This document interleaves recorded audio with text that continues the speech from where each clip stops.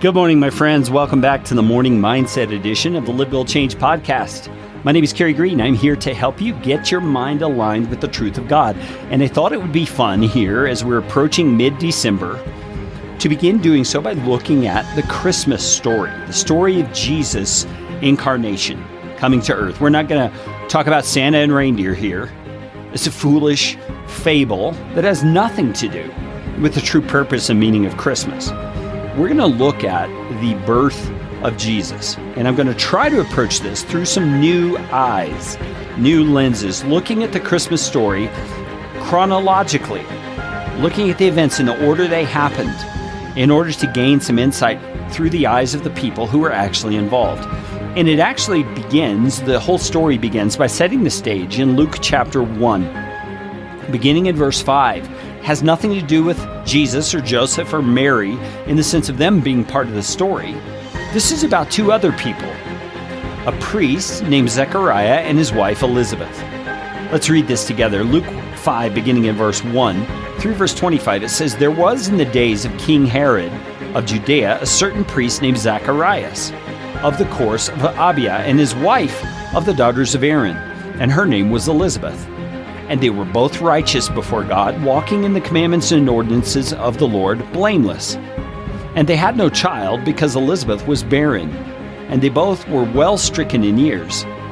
And it came to pass that while he executed the priest's office before God in the course of his order, according to the custom of the office, his lot was to burn incense when he went into the temple of the Lord.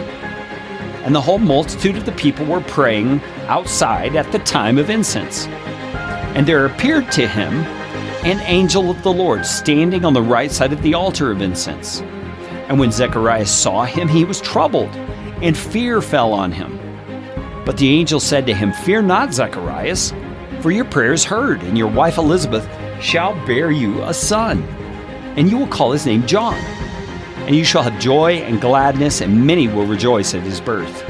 For he shall be great in the sight of the Lord, and shall drink neither wine nor strong drink, and he shall be filled with the Holy Ghost, even from his mother's womb.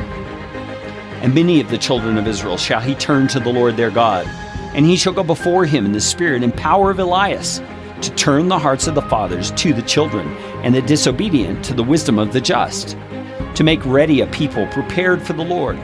And Zacharias said to the angel, "How shall I know this? For I am an old man, and my wife is well along in years." And the angel answered and said to him, "I am Gabriel. I stand in the presence of God, and am sent to speak to you and show you these glad tidings. And because you did not believe what I have said, you will be struck dumb and not be able to speak until the day that these things are performed." And the people waited for Zacharias and marveled that he took so long in the temple. And when he came out, here it is, listen to this. And when he came out, he could not speak to them, and they perceived that he had seen a vision in the temple. And he beckoned to them and remained speechless.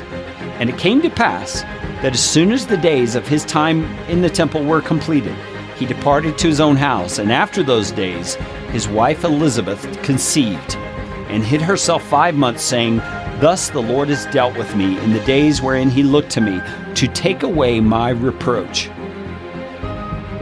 This is the beginning of the Christmas story, with an elderly couple who cannot have a child. And God steps in through a miracle to give her a child of her own and to give him a child of his own. And we see some struggling there on their part to believe God and the promises that he has given here through his angel. Tomorrow on the Morning Mindset, we're going to dig into the story of Zechariah and Elizabeth and find out what it means to trust the Lord and see his promises come about in the lives of his people. I hope you'll join me, and I hope you'll share this episode with someone else so they can join us as we walk through this chronological Christmas story. Let's talk again tomorrow.